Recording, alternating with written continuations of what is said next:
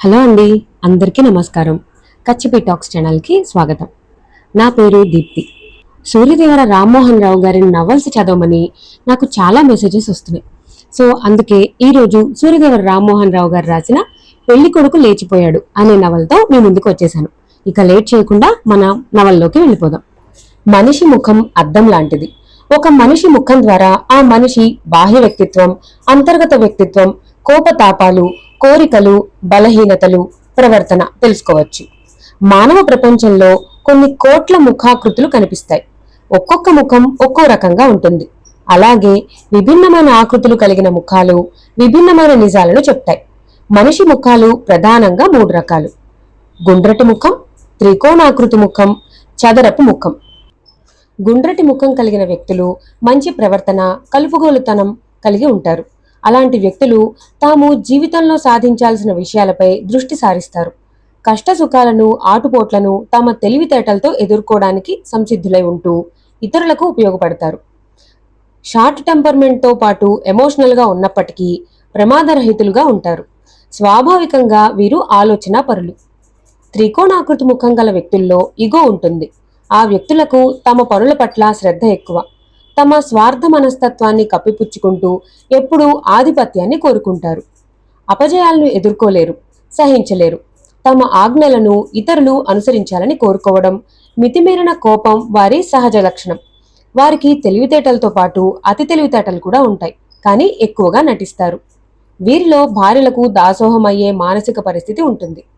చదరపు ముఖం కలిగిన వ్యక్తులు జాగ్రత్తగా, ఉత్సాహంగా ఉంటారు. జీవితంలో వచ్చిన కష్ట నష్టాలను ఎదుర్కోవడానికి సిద్ధంగా ఉంటూ సొంత బతుకు కోసం తాపత్రయపడతారు. అంచెలంచెలుగా ఎదగాలని కోరుకుంటారు. వీరు జీవితంలో బాగా కష్టపడతారు. అసూయతో పాటు ఆత్మగౌరవం కూడా ఉంటుంది. భార్యను బాగా అర్థం చేసుకునే మనస్తత్వం వీరిది. ప్రతి ముఖంలోనూ ఉండే భాగాల వల్ల వారి వారి ప్రవర్తనను, మనోభావాలను కూలంకషంగా తెలుసుకోవచ్చు. ముఖ్యంగా ముఖ భాగంలో ప్రధానమైన భాగం నుదురు. ఈ నుదురులు మూడు రకాలుగా ఉంటాయి. పొడవుగా, విశాలంగా నుదురు కలిగిన వ్యక్తులు ప్రధానంగా తెలివితేటలు, జాగ్రత్త కలిగిన వారే ఉంటారు. వారు అదృష్టవంతులు కూడా. సమస్యలను నేర్పరిగా పరిష్కరించుకోవడం, తమ గౌరవాన్ని ఎప్పుడూ రక్షించుకోవడం కోసం కృషి చేస్తారు. వీరికి కీర్తి ప్రతిష్టలు కూడా ఎక్కువే. చిన్న నుదురు కలిగిన వ్యక్తులు స్వార్థపరులే ఉంటారు. ఎదుటివారిని ఆకర్షించి వారికి ద్రోహం చేస్తారు. ఎదుటివారి బలహీనతలు, స్నేహాల ద్వారా బతుకుతారు. ఎవరిని నమ్మరు, అందరినీ నమ్మిస్తారు. సన్నగా, ఎత్తైన నుదురు కలిగిన వ్యక్తులు సంకుచిత స్వభావులై ఉంటారు. తాము అనుకున్నది సాధించాలనే గుణం ఎక్కువ. నైతిక విలువలు, వ్యక్తిత్వం తక్కువ. తమ ప్రయోజనం కోసం ఏదైనా చేయడానికి సిద్ధపడతారు. ఇతరులను మోసగించడం ద్వారా వారు బాగుపడటానికి ప్రయత్నిస్తారు. నుదుటి మీద గీతలు కూడా మనుషుల గురించి చెప్తాయి. సన్నగా, అలల్లా, మలుపులు తిరిగే గీతలుంటే ఆ వ్యక్తి వ్యక్తిత్వం తక్కువ. అనారోగ్యం, కుట్రల ఆలోచనలతో పాటు వీరి వల్ల అందరికీ ప్రమాదం ఎక్కువ. అడ్డదిడ్డంగా, వంకరగా నుదుటి గీతలున్న వ్యక్తులు జీవితంలో ఏమీ సాధించలేరు. ఇంటా బయట విషాదకరమైన పరిస్థితుల్లోనే ఉంటారు. స్పష్టంగా, తిన్నగా నుదుటి మీద గీతలున్న వ్యక్తులు మంచి పర్సనాలిటీతోనూ, గౌరవమైన వ్యక్తులుగాను గుర్తింపు పొందుతారు. అదృష్టంతో పాటు సక్సెస్ను కూడా వారు చిన్న వయసులోనే పొందగలుగుతారు. కనుబొమ్మలకు తగిలేట్టుగా గీతలున్న వ్యక్తులు ఎక్కువగా అపజయాలకు దూరంగా ఉంటారు. నుదుటి మీద దగ్గరగా గీతలున్న వ్యక్తులు అదృష్టవంతులు. నుదుటి మీద కేవలం 2 గీతలు మాత్రమే ఉన్న వ్యక్తులు విద్యావంతులు. విలాసవంతమైన జీవితాన్ని గడుపుతారు. నుదుటి మీద 3 గీతలు సక్రమంగా ఉన్న పక్షంలో సమాజంలో బాగా గుర్తింపు పొందుతారు. నుదుటి మీద విచిత్రంగా గీతలున్న వ్యక్తులు తమలోని ప్రతిభ ద్వారా సంపదను, కీర్తి ప్రతిష్టల్ని ఆర్జిస్తారు. కొంతమంది నుదుటి మీద వజ్రంను పోలిన గీతలు కనిపిస్తాయి. అలాంటి వారిలో అద్భుతమైన గుణాలుంటాయి. వారు మేధావులుగా గుర్తింపు పొందుతారు. ఆర్టిస్టులు, కవులు, రచయితలు, సంగీతవేత్తలు, నాయకులు ఈ తరహాకు చెందినవారు. అలాగే కనుబొమ్మల అమరిక మనిషి గురించి తెలియజేస్తుంది. కుదురుగా, తీర్చిదిద్దినట్టుగా కనుబొమ్మలుంటే ఆ వ్యక్తి స్థిరత్వానికి నిదర్శనం. కళాభిరుచి ఎక్కువ. కనులకు దూరంగా కనుబొమ్మలుంటే సదరు వ్యక్తులు సరైన నిర్ణయాలు తీసుకోలేరు. కనుబొమ్మలు చక్కగా కనులపైన ఉంటే ఆ వ్యక్తికి దృఢమైన సంకల్ప బలం ఉంటుంది. కనుబొమ్మలు వత్తుగా, తిన్నగా ఉంటే ఆటుపోటులను తట్టుకుని చివరకు అనుకున్న లక్ష్యాన్ని సాధిస్తారు. కనుబొమ్మల మీద వెంట్రుకలు పద్ధతి ప్రకారం లేని వ్యక్తులు తమ కర్తవ్యాన్ని విధులను చక్కగా నిర్వర్తిస్తారు, కానీ అనుకున్న విజయాన్ని సాధించలేరు. స్నేహితుల్ని మాత్రం సంపాదించుకుంటారు. కనుబొమ్మల షేపు, సైజు కూడా ఆయా వ్యక్తుల మనస్తత్వానికి, వ్యక్తిత్వానికి అద్దం పడతాయి. రెండు కనుబొమ్మలు చాలా దగ్గరగా ఉండే పక్షంలో ఆ వ్యక్తులు జీవితంలో చాలా కష్టపడాల్సి వస్తుంది. కళ్ళ గురించి చెప్పుకుంటే, నల్ల కళ్ళు కలిగిన వ్యక్తులు సెక్స్ పట్ల ఆసక్తి చూపుతారు. గోధుమ రంగు కలిగిన వ్యక్తుల్లో టెంపర్మెంట్ ఎక్కువ, కానీ వారు ప్రేమాస్పదులుగాను స్వార్థరహితులుగాను ఉంటారు. నీలి కళ్ళు కలవారు ఎక్కువగా పాపులారిటీ సంపాదిస్తారు. ఆకుపచ్చ కన్నులు కలిగిన వారు చాలా షార్ప్గా ఉంటారు. తక్కువ నలుపు కన్నులు కలిగిన వారు కళలు, రొమాన్స్ పట్ల ఆసక్తి ఎక్కువగా ఉంటుంది. అలాగే పెద్ద కనులు కలిగిన వారు లవింగ్ పర్సనాలిటీతో పాటు విశాల హృదయులై ఉంటారు. చిన్న కనులు కలిగిన వారు చాలా ఆలోచనాపరులై ఉంటారు. ముక్కుకు సంబంధించి చూస్తే పెద్ద ముక్కు కల వ్యక్తులు ఆధిపత్యాన్ని స్వీకరిస్తారు.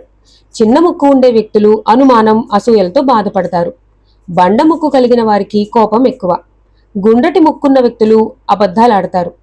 చిలక ముక్కు కలిగిన వ్యక్తులకు ధనాశ ఎక్కువగా ఉంటుంది. అంతేకాదు వారికి వ్యాపార దృష్టి ఎక్కువ. అలాగే బలంగా పెదాలున్న వ్యక్తులకు అసంతృప్తి ఎక్కువ. వారికి ఎలాంటి ఆనందము లభించదు.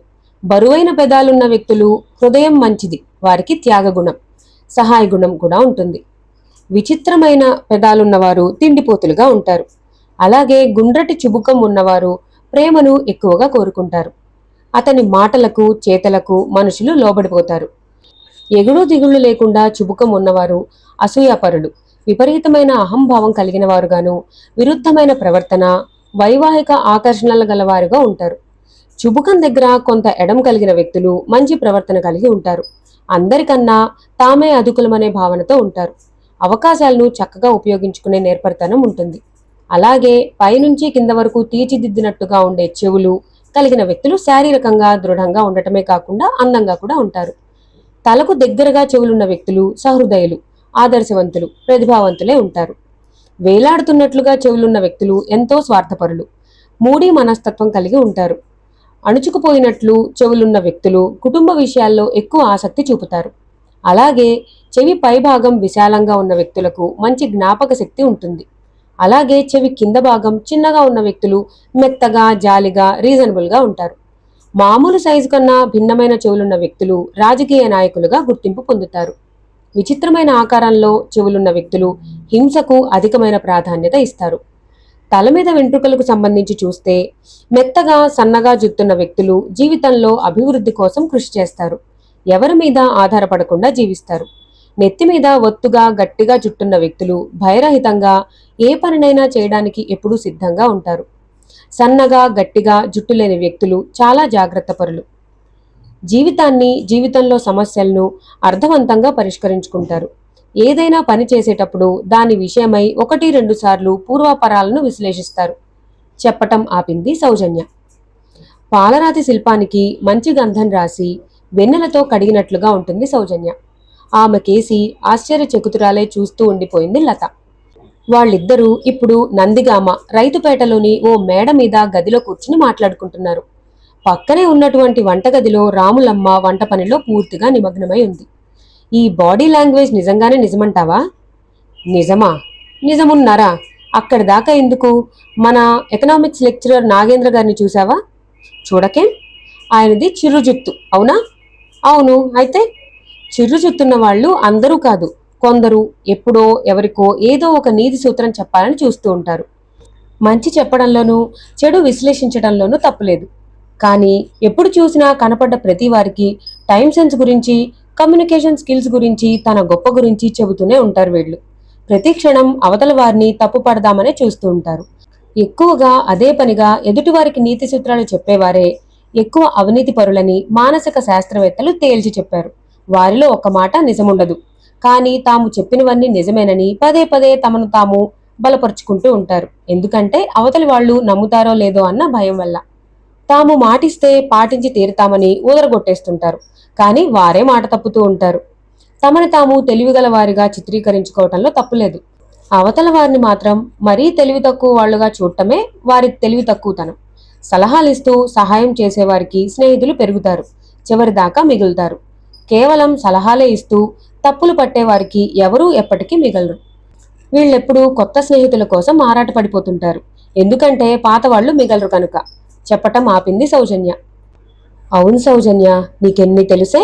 మన లెక్చరర్ నాగేంద్ర గారి విషయంలో నువ్వు చెప్పినవన్నీ 100కి 100 నిజమే.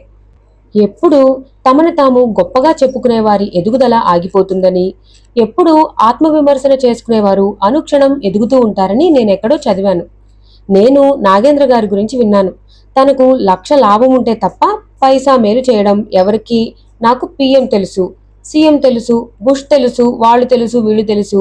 నేనెంత చెబితే వాళ్ళంతా అవతల వాళ్ళు నమ్ముతారో లేదో కూడా అర్థం చేసుకోకుండా వ్యర్థంగా గొప్పలు చెప్పుకుంటూ ఉంటారట. ఇంతా చేసి భార్య పేరు చెబితే చాలట, లాగులు తడిపేసుకుంటాడట. నా మీద ఎంతో మంది ఎప్పుడు జాలి పడుతూనే ఉంటారు. నేను ఇప్పుడు ఆయన మీద జాలి పడుతున్నాను అంది లత మరింత జాలిగా. కనుక శాస్త్రం శాస్త్రమే. శ్రీశ్రీ, బాపు, ఆత్రేయ, ఆరుద్ర, అబ్దుల్ కలాం, ఎన్టీఆర్, ఒక ఏఎన్ఆర్, మేధా పాట్కర్, అన్నా హజారే, అరుంధతి రాయ్ ఏ కమ్యూనికేషన్ స్కిల్స్ నేర్చుకుని పైకొచ్చారు? అది తెలియదు అతనికి. వంటగది వైపు చూస్తూ అంది సౌజన్య. ఎంతైనా నువ్వు అదృష్టవంతురాలివే సౌజన్య అంది లత ఆమె వైపు అడ్మైరింగ్ గా చూస్తూ. ఎందుకలా? ఇన్ని తెలివితేటలున్న నువ్వు, నిన్ను సుఖపెట్టగల, నీకు గౌరవం ఇవ్వగల వ్యక్తినే భర్తగా ఎంచుకుంటావు. నా పరిస్థితి ఏంటో అంటూ నిట్టూర్చింది లత. చిన్నగా నవ్వుకుంది సౌజన్య. పెళ్లి వాయిద్యాలు ఒక్కసారిగా మిన్నటంతో ఆ ఊరు చలికాలపు బద్ధకాన్ని ఒక్కసారి వదుల్చుకుని నిద్రలేచింది. ఆ రోజు రాత్రి రాజగోపాలం గారి అమ్మాయి పెళ్లి. రాజగోపాలం ఆ ఊళ్ళో మకుటం లేని మహారాజు. 2 తమ్ముళ్ళు, వాళ్ల కుటుంబాలు, తల్లి తండ్రి అంతా కలిసే ఉంటారు. మోగులూరు గ్రామానికి పంచాయతీ ప్రెసిడెంట్ అతను. 200 ఎకరాల పొలం, అందులో 50 ఎకరాల చేపల చెరువు, నందిగామలో 2 సినిమా థియేటర్లు, ఇటు విజయవాడలో అటు జగ్గయ్యపేట, కోదాడ, సూర్యాపేటల్లో షాపింగ్ కాంప్లెక్స్లు, కంచికచెర్లలో ఫైనాన్స్ కంపెనీ, ఇతరత్రా బిజినెస్లు అన్నీ కలుపుకుని కృష్ణా జిల్లాలోని ధనవంతుల జాబితాలో వీరి కుటుంబము చేరిపోయింది. రాజగోపాలనికి ఒక్కతే కూతురు. ఎంత కట్టుదిట్టాల్లో ఆమెను పెంచారో అంత గారాబం కూడా చేశారు. నందిగామ కాకాని వెంకటరత్నం కాలేజీలో డిగ్రీ పూర్తి చేసింది. అక్కడే పీజీలో జాయిన్ అయింది. అప్పుడే ఇంట్లో వాళ్ళు ఇంకా చదువెందుకని గొడవ పెట్టారు. ఉద్యోగం చేయడమే తన ఆశయమని చెప్పింది ఆ అమ్మాయి. కోట్ల రూపాయల ఆస్తికి వారసురాలివి, నీకు ఉద్యోగం చేయాల్సిన అవసరం ఏమిటని ఇంటిల్లపాది నిలదీసినా లెక్క చేయలేదు. తనకు సొంత సంపాదన ఉండాలని చెప్పింది. తనకు వ్యక్తిత్వం ఉందని వాదించింది. తన వెనుక ఎంతున్నా తాను సంపాదించుకున్నదే తన గౌరవాన్ని నిలబెడుతుందని పట్టుబట్టింది. అప్పటికెవరూ ఏమీ మాట్లాడలేదు. తరువాత 4 నెలలకు డిసెంబర్లో పెళ్లి కుదిర్చారు. ఆమె ఆశలకి ఆశయానికి పూర్తి వ్యతిరేకంగా. ఊరంతా సందడిగా ఉంది. రంగురంగుల చిన్న బల్బులతో ఊర్లోని ప్రధాన వీధులన్నింటినీ అలంకరించారు. స్వాగత ద్వారానికి 50,000కి పైన ఖర్చు చేశారు. రాజగోపాలం గారి బంగ్లా చాలా పురాతనమైంది.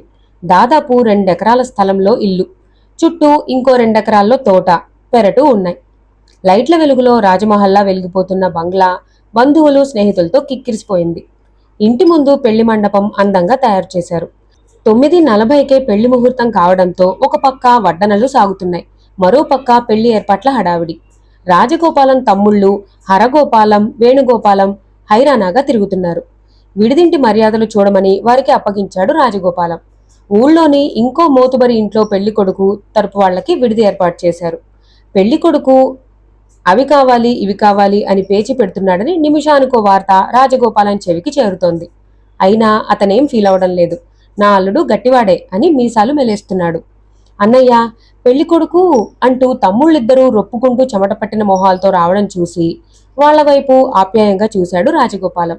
బయట అందరికీ సింహస్వప్నంగా దర్జాగా ఉండే తమ్ముళ్ళు తన దగ్గర మాత్రం వినయంగా ఒదిగిపోయి ఉంటారు.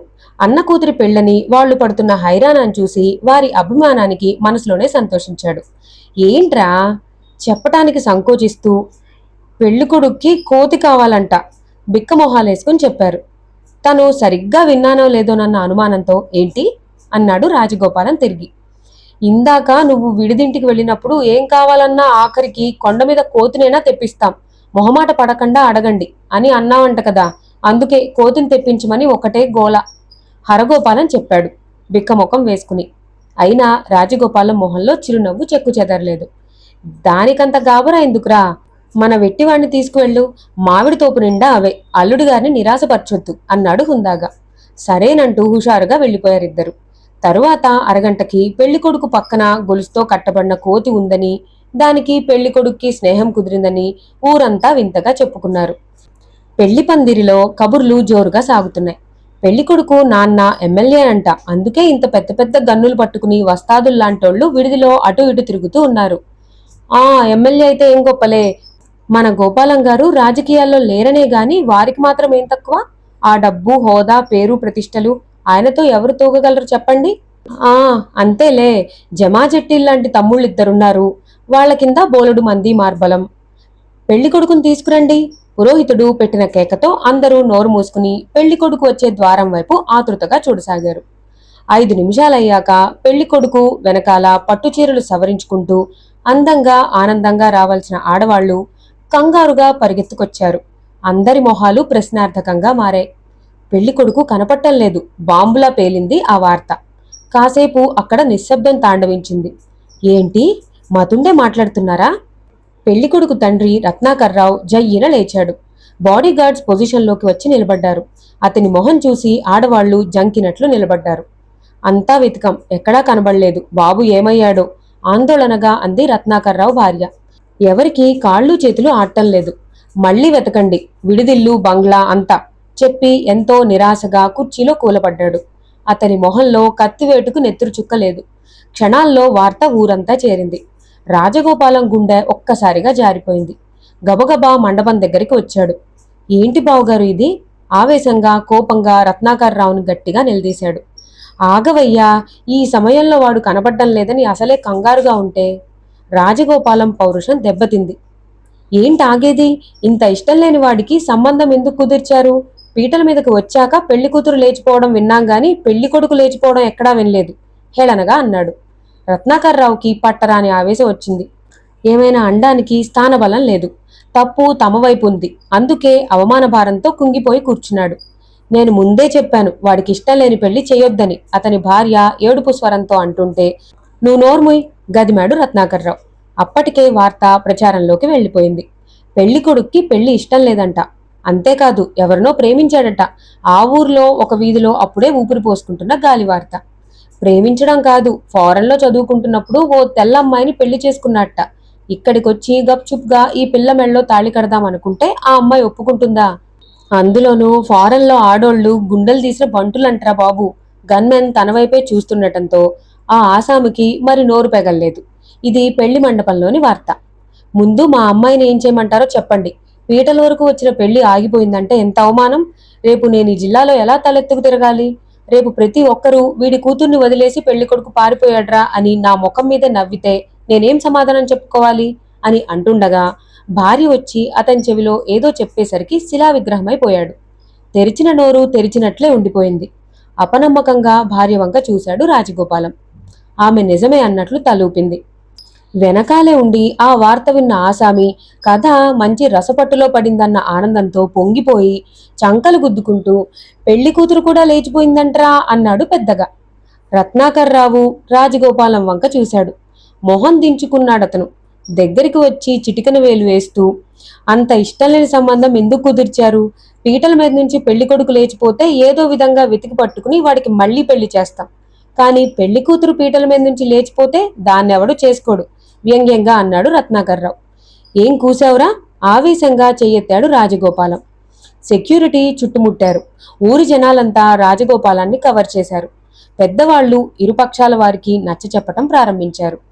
వాళ్లు ఊరు దాటకముందే వెతికి పట్టుకోండి ఎవరో అనడంతో రత్నాకర్రావు రాజగోపాలం మనుషులు వేరువేరుగా జీపులెక్కి వెతకటం ప్రారంభించారు. టార్చ్ లైట్లు, కర్రలు, కత్తులు పట్టుకుని పొలాలు, తోటలు, వీధులు ఏది వదలకుండా వెతకటం ఊరంతా వింతగా చూసింది. పిల్లలకి ఇష్టం లేనటువంటి పెళ్లిళ్లు చేయడం ఎందుకు? ఈ తిప్పలన్నీ ఎందుకు? ఊరంతా ఏకాభిప్రాయంతో అనుకుంది. రాత్రి 10 గంటలు. కొండ పొలాల దగ్గర ఉన్న బస్టాప్. ఒక మనిషి తప్ప నిర్మానుష్యంగా ఉంది. అప్పుడప్పుడు కంచిక చెర్ల నుంచి మున్నలూరు వచ్చి పోయే వాహనాల వెలుతురు తప్ప అంతా చీకటిగా ఉంది. బస్టాప్లో ఉన్న మనిషి మాటిమాటికి వాచి చూసుకుంటున్నాడు. దూరం నుంచి లైట్ల వెలుతురు కనిపిస్తోంది. అతను ఆశగా అటువైపు చూస్తున్నాడు. ఆ వెలుగులో అతని ఆకారం కనిపిస్తోంది. గంధర్ రంగు పట్టుపంచ, లాల్చి, కండువ, నుదుటిన బాసికం, బుగ్గన చుక్క. సమయం కాని సమయంలో, చోటు కాని చోటు. అదే సమయంలో పెళ్లి కొడుకుని పెళ్లి కూతురిని వెతుకుతున్న జీపులు బస్టాప్ వైపు మలుపు తిరిగాయి. అప్పటి వరకు తను చూస్తున్న లైట్ల వెలుగు బస్సుదేనని గుర్తించగానే అతనికి కొంచెం ధైర్యం వచ్చినట్టయింది. వెంట తెచ్చుకున్న బ్యాగు భుజానికి తగిలించుకుంటుండగా పక్కన అలజడి కావడంతో తిరిగి చూశాడు. పెళ్లి కూతురు బట్టల్లో ఉన్న అమ్మాయి. మిమ్మల్ని ఎక్కడో చూశానే, షాక్ అవుతూ అన్నాడతను. అంతకు ముందే అంతకు రెట్టింపు షాక్ తిన్న అమ్మాయి అతనికన్నా ముందే తేరుకుని, ముందా బస్సు ఆపండి, తరువాత తీరిగ్గా షాక్ అవుదురు గాని అంటూ అతన్ని కసిరేసింది భయాన్ని దాచుకుంటూ. ఆ అమ్మాయి గదమాయింపు చూసి కొద్దిలో ఎంత ప్రమాదం తప్పించుకున్నా ముందే అనుకున్నాను గయ్యాళి అయ్యుంటుందని అని కొనుక్కున్నాడు. ప్రమాదం గయ్యాళి అన్న మాటలు మాత్రమే ఆమెకు వినిపించాయి. ఎవరిని మీరు గయ్యాళి అంటున్నారు అడిగింది. అతనేదో సమాధానం చెప్పేలోగానే షార్ట్కట్లోంచి దూసుకువస్తున్న జీపులను చూసి వణికిపోయాడు పెళ్లికొడుకు. అతను చూసిన వైపే పెళ్లి కూతురు కూడా చూసి అతని కంటే ఎక్కువగా భయపడిపోయింది. ప్రమాదం ముంచుకురాబోతుంది అని అర్థం చేసుకోగానే వాళ్ల మొహాలు పాలిపోయాయి. గొంతు పొడారిపోయినట్లు అయింది. ఆమె అప్రయత్నంగా వెనక్కి జరిగింది. ఆలోచించేలోగా బస్ వచ్చి ఆగింది. బస్కి జీపులకి మధ్య గొర్రెల మంద వచ్చి అడ్డుపడిపోయింది. బస్టాప్లో నించున్న ఇద్దరిని దూరం నుంచి జీపులో వాళ్లు గమనించారు. మరికొద్ది క్షణాలు ఆలస్యమైన ఇద్దరూ చేజిక్కరని గొర్రెల్ని లెక్క చేయకుండా జీపుల్ని ముందుకు దూకించమని ఒత్తిడి తెచ్చాడు డ్రైవర్ మీద. డ్రైవర్ గొర్రెలు చచ్చిపోతాయని కుదరదని చెప్పినా మొండికేశారు. అక్కడలా వాదులాట జరుగుతుండగానే పెళ్లి కూతురు పెళ్లి కొడుకు బస్ని ఆపారు. కండక్టర్ డోర్ తీయకుండానే ఎవరు మీరు, రోడ్డుకు అడ్డం పడి మరీ బస్సు ఆపారు అన్నాడు. దయచేసి డోర్ ఓపెన్ చేయండి, మేము అర్జెంటుగా ఊరెళ్ళాలి, పెళ్లి కొడుకు బతిమలాడాడు. ఈలోపు జీపులోని మనుషులు వాహనాలను వదిలేసి బస్ వైపు పరిగెత్తుకుని రాసాగారు. ప్లీజ్ మరోసారి రిక్వెస్ట్ చేశాడు. అతని బతిమలాటం చూసి పెళ్లి కూతురికి చిరాకెత్తింది. అంతవరకు అతని వెనకాల నించున్నదల్లా అతన్ని నెట్టేసి ముందుకొచ్చి నిలబడి, మీకు కూడా ఏమాత్రం జాలి కరుణ లేదా అంది డ్రైవర్ వైపు చూస్తూ. సడన్గా పెళ్లి కూతురు పెళ్లి కొడుకు ప్రత్యక్షమవడం, ఆమె దబాయింపు చూసి ఉక్కిరి బిక్కిరై వాళ్ళని ఎక్కించమన్నట్లు కండక్టర్ వంక చూశాడు డ్రైవర్. కండక్టర్ ఏదో సణుక్కుంటూ డోర్ తెరిచాడు. క్షణకాల వేగంతో ఇద్దరూ బస్ ఎక్కేశారు. ఆ మరుక్షణం బస్ అమితమైన వేగాన్ని అందుకుంది. రాజగోపాలం, రత్నాకర్రావుల మనుషులు వెనక్కి తిరిగి జీప్ కోసం పరిగెత్తారు.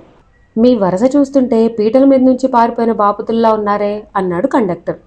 నీది మరీ మట్టి బుర్ర బావా, పెళ్లి ఇష్టం లేకపోతే పీటల మీద నుంచి ఎవరో ఒక్కరే పారిపోతారు గాని ఇద్దరు జంటగా పారిపోతారా డ్రైవర్ అన్నాడు. మీకెలాగైనా కామన్ సెన్స్ ఎక్కువలా ఉందే, పెళ్లి కూతురు అతన్ని ఉబ్బేసింది. జనరల్గా నేను అలాగే ఉంటాను అన్నాడు డ్రైవర్. మరైతే పెళ్లి బట్టలతోనే ఎక్కేశారేంటి, మంచి పాయింట్ లాగినందుకు సంతోషిస్తూ అడిగాడు. వీడి అనుమానం పాడుగాను. పెళ్లి కూతురు మనసులో తిట్టుకుని పైకి మాత్రం సిగ్గుతో మెలికలు తిరిగిపోతూ, మావారే పెళ్ళైన వెంటనే పెళ్లి బట్టలు కూడా మార్చకుండా హనీమూన్కి వెళ్ళిపోవాలని ఒకటే తొందర పెట్టేశారు. ఒక్క రోజైనా ఆగమంటే వింటేనా, అంతా అదో రకం తొందర కదండి పెళ్లి కొడుకు డొక్కలో పొడుస్తూ అంది పెళ్లి కూతురు. ఆమె మాటలకు పెళ్లి కొడుకు బిత్తరపోయాడు. ఏమరపాటుగా ఉండటంతో ఆ దెబ్బకు తట్టుకోలేక అబ్బా అని మూల్గాడు. ఆ తరువాత నిజమే నని తల నిలువునా ఆడించాడు పెళ్లికొడుకు. ఆహా అలాగా అంటూ కండక్టర్ మళ్లీ దీక్షగా వారిని పరిశీలించడం ప్రారంభించాడు.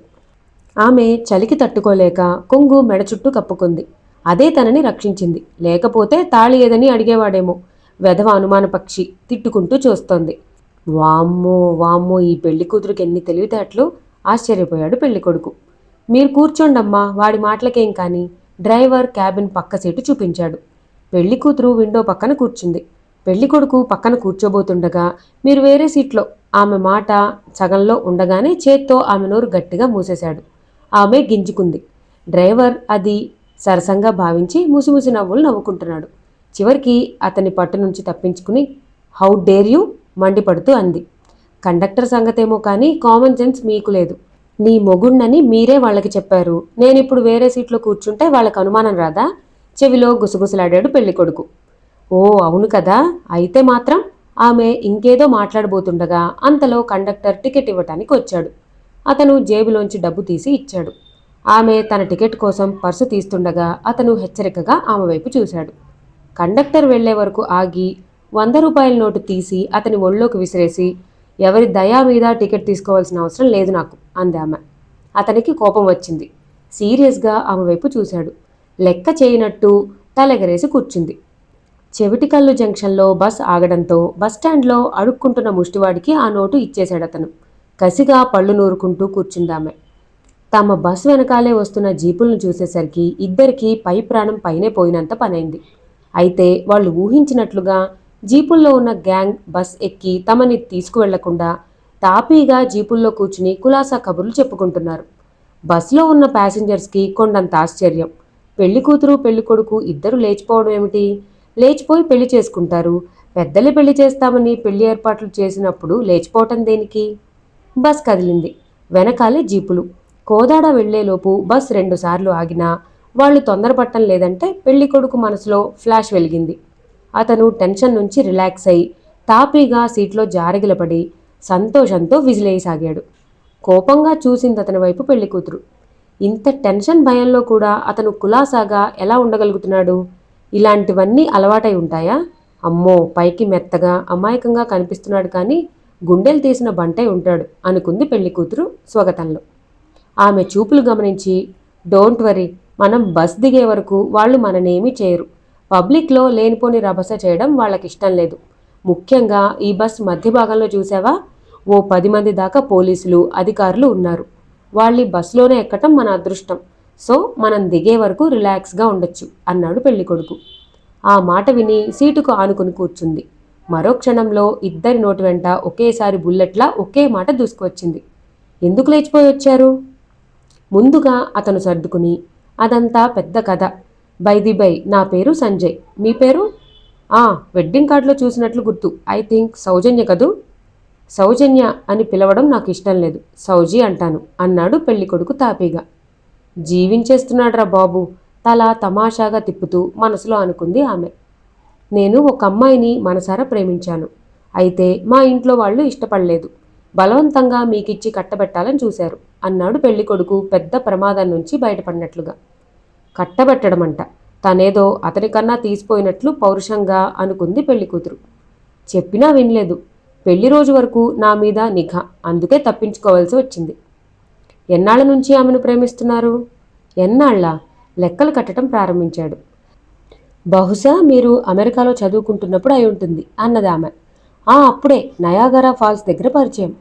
తెల్లదొరసానే ఉంటుంది. అవునవును, తల అటూ ఇటూ కాకుండా ఊపేశాడు. అందంగా ఉంటుందా? రంభా ఊర్వశీలను తలదన్నట్టు ఉంటుంది. అయి ఉంటుందిలేండి. తెల్ల జుట్టు, పిల్లి కళ్ళు, అందంగానే ఉంటారు. రంభా ఊర్వశీలు అమెరికాలో కూడా ఉన్నారన్నమాట నాకిప్పుడే తెలిసింది. ఏడవలేక నవ్వి, మరి మీరెందుకు పారిపోయారు అడిగాడు ఆమె ప్రశ్నలకు అడ్డు వేయాలని. నేనా? ఉలిక్కిపడి, నాది కూడా పెద్ద కథే అంటూ ఒక్కసారి నిట్టూర్చింది.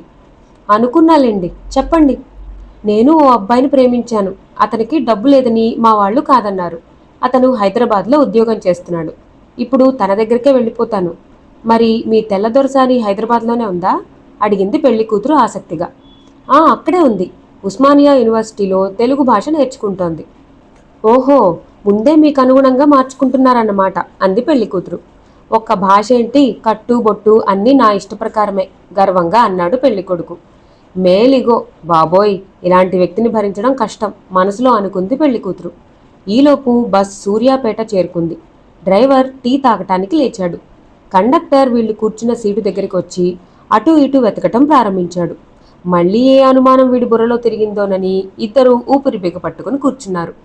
అవును, మీరు హనీమూన్కి వెళ్తుంటే మీ లగేజ్ ఏది డిటెక్టివ్లా అడిగాడు కండక్టర్. లగేజా? లగేజేది? సౌజన్య కలలోలా అతని సహాయం కోసం చూసింది. తనతో తెచ్చుకున్న చిన్న ఎయిర్ బ్యాగ్ని చేత్తో తడుముకుంటూ. ఆ అమ్మాయి సరైన సమయంలో ఆన్సర్ చేయలేక డీలా పడిపోయేసరికి అతను మరింత నిస్సహాయంగా అయిపోయాడు. మీరు మరీను కండక్టర్ గారు ఏవీ తెలియనట్టు అడుగుతారు. లగేజ్ మాతో ఎందుకుంటుంది? వెనకాల ఫ్లైట్లో వస్తుంది కానీ. ప్రస్తుతానికి ఇదిగో ఈ ఎయిర్ బ్యాగే నా లగేజీ. అదిగో ఆ చిన్న ఎయిర్ బ్యాగే మా ఆవిడ లగేజీ సంజయ్ సీరియస్గా అన్నాడు. కండక్టర్ వడదెబ్బ తగిలిన వాళ్ళ పడబోయి సీట్ నానుకుని ఆపుకున్నాడు. హనీమూన్కి మీరెక్కిందేమో ఆర్డినరీ బస్సా? మీ లగేజ్ ఏమో ఫ్లైట్లోనా? మీ దగ్గరున్న ఆ చిన్న చిన్న ఎయిర్ బ్యాగ్లు మీ లగేజీనా? నేనెలా కనబడుతున్నానయ్యా నీకు? దీనంగా చూస్తూ అడిగాడు కండక్టర్. సంజయ్ వైపు కొరకొరా చూసింది సౌజన్య. ఛీ, అంతా పాడు చేశాడు. కోతి బుద్ధులు కోతి మాటలు. అప్రయత్నంగానే పైకే అనేసింది పెళ్లి కూతురు. చురుక్కున ఆమె వైపు చూశాడు. ఎవరివి కోతి మాటలు? కోతి అన్న మాట వినపడగానే ఆడపెళ్లి వారిని తను కోరిన కోరిక గుర్తొచ్చింది. దాంతో ఆమె తనని వెటకారం చేసిందని చిర్రెత్తిపోయాడు పెళ్లికొడుకు. ఇంకెవరివి? మీవే. విడిదింట్లో కోతి పక్కన కూర్చుని మీకు ఆ బుద్ధులు వచ్చాయి. మర్యాదగా మాట్లాడండి. కండక్టర్ పక్కనే ఉండడం చూసి మర్యాదగా మాట్లాడు అన్నాడు. ఏంటి మర్యాద ఇచ్చేది? బోడి మర్యాద. అవతలి వాళ్ళు గౌరవంగా ప్రవర్తిస్తే యువతలి వాళ్ళు గౌరవంగా ఉంటారు. అవతలి యువతలి యువతలి అవతలి తరువాత మాట కన్ఫ్యూజ్ అవడంతో ఆపేసి అంతే అంది. అయినా తిట్టాలనుకుంటే ఇంకేమైనా తిట్టొచ్చు, మరీ కోతి అది ఇది అనకు. నేను ఇలానే అంటాను. అమ్మో, ఎంతటి వాళ్ళు కాకపోతే కొండ మీద కోతిని తెమ్మని మా వాళ్ళని అడుగుతారు. నాకు ముందే తెలుసుంటే కోతి కాదు అప్పుడలా కర్ర పట్టుకుని నేను ప్రత్యక్షమయ్యేదాన్ని. కండక్టర్ టెన్నిస్ ఎంపైర్లా బుర్రా ఇద్దరి వైపు తిప్పుతూ నుంచున్నాడు. చివరికి ఆగలేక, స్టాప్ ఇట్, నేను అడిగిందేంటి, మీరు చెప్పిందేమిటి, ఇంతకీ కోతెక్కడుంది గర్జించాడు. మధ్యలో ఆ కోతెక్కడి నుంచి వచ్చిందో ఎందుకు వచ్చిందో అర్థం కాక సంజయ్ సౌజన్య మొహమొహాలు చూసుకున్నారు. కోతి మా ఊళ్ళోనే ఉన్న మామిడి చెట్టు ఎక్కేసింది, రహస్యం చెప్పినట్లుగా చెప్పింది సౌజన్య. ఎక్కేసిందా? That's good. అలా ఆన్సర్ చెప్పాలి. నా నుంచి ఎవరూ ఏమీ దాయలేరు. హుందాగా నడుచుకుంటూ వెళ్ళిపోయాడు కండక్టర్. సౌజన్య విండోలోంచి బయటకు చూస్తూ దిగులుగా మారిపోవడాన్ని సంజయ్ గమనించాడు. అటువైపు చూశాడు. ఒక టాటా సఫారీ, ఒక టాటా సుమో. ఒకదానిలో తమ వైపు గ్యాంగు, రెండో దానిలో సౌజన్య తరపు గ్యాంగు. భయమేస్తోందా? మృదువుగా అడిగాడు. తల విదిలింపుతో దిగుల్నంతా వదిలేసి, భయమా? నాకా? నెవర్, పొగరుగా అంది. బాబోయ్, ఈ అమ్మాయిని ఎవరు చేసుకుంటాడో గాని అయిపోయాడు. నిమిషం ముందు ఏర్పడిన సాఫ్ట్ కార్నర్ ఎగిరిపోయింది అతనిలో. బస్ బయలుదేరింది. దాంతోపాటే జీపులు. చల్లగాలికి సౌజన్య ముడుచుకుని కూర్చోవడంతో విండోస్ క్లోజ్ చేశాడు. సాధ్యమైనంత వరకు అతనికి తగలకుండా కూర్చుని తల విండోకి ఆంచి నిద్రపోయిందామె. డ్రైవర్ ఏవో కబుర్లు చెబుతుండటంతో సంజయ్ వింటున్నాడే కానీ బస్ నుంచి వాళ్లు చూడకుండా ఎలా తప్పించుకోవడమా అని ఆలోచిస్తున్నాడు. సౌజన్య నిద్రలో కదిలింది. పరిశీలనగా ఆమె వైపు చూశాడు. అప్పుడప్పుడు వచ్చిపోయే వాహనాల హెడ్లైట్స్ కాంతి ఆమె మీద పడుతోంది. తెల్లని బుగ్గలు, బుగ్గ మీద చుక్క, నుదుటిన పెళ్లి బొట్టుతో పాటు కుంకుమ బొట్టు, సూది ముక్కు, మొనతేలిన గడ్డం, వంపు తిరిగిన పెదాలు, కంటి చివరలు షార్పుగా.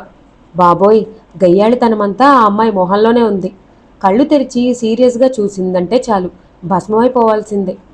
ఇంత అందంగా ఉన్న అమ్మాయి సున్నితంగా ఉంటే ఎంత బాగుండును. రేపటి నుంచి ఏం చేయాలి? అసలు ముందు వీళ్ళ నుంచి ఎలా తప్పించుకోవాలి? ఏం ఆలోచన లేకుండా ఎంత హాయిగా నిద్రపోతోంది. బస్ హైదరాబాద్ సిటీ అవుట్స్కట్స్లోకి ప్రవేశిస్తుండగా అతనిలో చక్కని ఐడియా వచ్చింది. వెనక్కి తిరిగి చూశాడు. జీపులు ఎక్కడో దూరంగా వస్తూ కనిపించాయి. గురూజీ, ఎక్కడన్నా హెయిర్ పిన్ బెండ్ దగ్గర స్లో చేయండి, మేం దిగేస్తాం. మేమిక్కడ దిగినట్టు ఎవరితోనూ చెప్పొద్దు, డ్రైవర్తో అన్నాడు సంజయ్. ఇంట్లో వాళ్ళకి చెప్పకుండా పెళ్లి చేసుకున్నారన్నమాట. మరి చెప్పరేం? రాత్రి నుండి వెంటాడుతున్న జీపులు మీవేనన్నమాట అన్నాడు డ్రైవర్.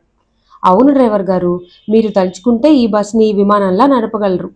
మమ్మల్ని తప్పించదలుచుకుంటే మీరు తప్పించగలరు. అప్పుడే నిద్రలేచిన సౌజన్య అంది. మొదలుపెట్టావా తల్లి అనుకున్నాడు సంజయ్. వాళ్ళు అనుకున్న చోటు వచ్చింది. డ్రైవర్ సంజ్ఞ ఇవ్వటంతో రన్నింగ్లో బస్ దిగేశారు సంజయ్ సౌజన్య. డోర్ దగ్గర శబ్దం కావడంతో అప్పటి వరకు కునికిపాట్లు పడుతున్న కండక్టర్ కళ్ళు తెరిచాడు. పరిస్థితి అర్థమయ్యేసరికి హనీమూన్ జంట రోడ్డు పక్కనున్న గుబురు పొదల్లోకి పరిగెడుతోంది. కాలం మారిపోయింది అన్నాడతను. తిరిగి బస్సు వేగం అందుకుని వెళ్ళిపోయింది. పక్కన పొదలమాటున నక్కి చూడసాగారిద్దరు.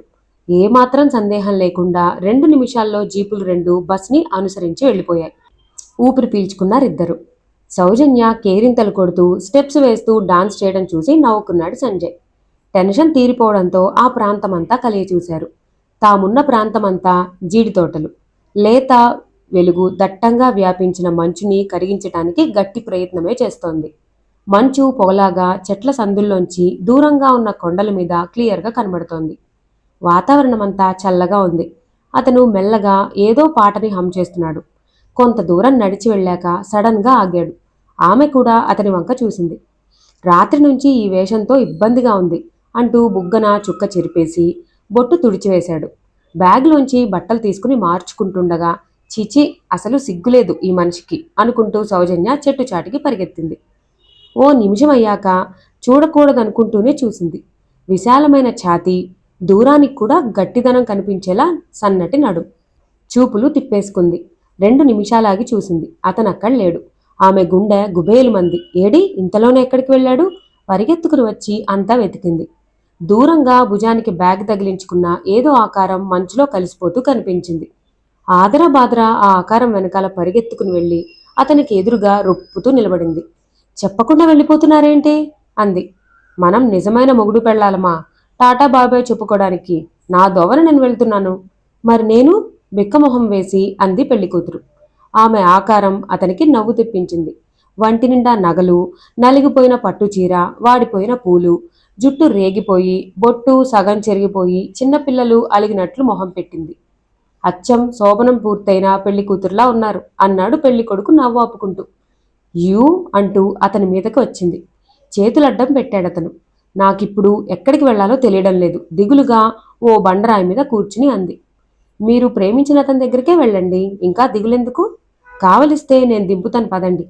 వద్దు, నేను వెళ్తాను. అయినా అడ్రస్ లేదు కదా. అడ్రస్ లేకపోవడం ఏమిటి? ప్రశ్నార్థకంగా చూశాడు సంజయ్ ఆమె వైపు. అతనుండే అడ్రస్ మా ఇంట్లో ఉండిపోయింది. పోనీ ఆఫీస్ పేరేంటి? ఏమో. ఏమో ఏంటి? ఆశ్చర్యపోయాడు సంజయ్. అదీ తెలీదు. ఏదో బిస్కెట్ల కంపెనీలో పనిచేస్తున్నాడు అంది పెళ్లికూతురు. పోనీ అతని పేరైనా తెలుసా? పేరు ప్రసాద్. మరేం చేస్తారిప్పుడు? ముందు ఓ ఇల్లు అద్దెకి తీసుకుని ఉంటాను. అక్కడి నుంచి రోజుకో బిస్కెట్ల కంపెనీకి వెళ్ళి వెతుకుతాను సిన్సియర్గా చెప్పింది సౌజన్య. అతను ఆలోచిస్తూ ఉండిపోయాడు.